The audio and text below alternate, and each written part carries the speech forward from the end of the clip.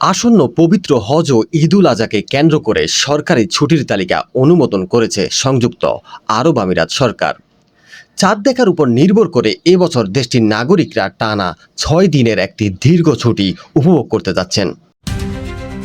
আরবি বর্ষপঞ্জি অনুযায়ী জিলহজ মাসের চাঁদ দেখার উপর ভিত্তি করে আগামী ১৮ মে থেকে বছরের শেষ মাসটি শুরু হতে পারে।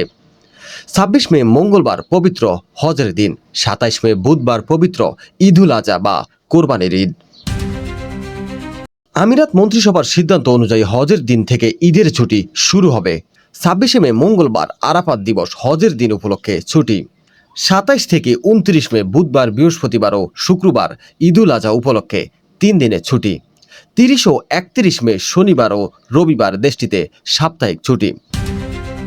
আগামী ২৬ মে থেকে ৩১ মে পর্যন্ত টানা ৬ দিন বন্ধ থাকবে দেশটির সকল সরকারি ও বেসরকারি প্রতিষ্ঠান। এই সম্ভাব্য তারিখগুলো চাঁদ দেখার উপর নির্ভরশীল। জিলহজ মাসের চাঁদ দেখা সাপেক্ষে চূড়ান্ত তারিখ ঘোষণা করবে দেশটির জাতীয় চাঁদ দেখা কমিটি।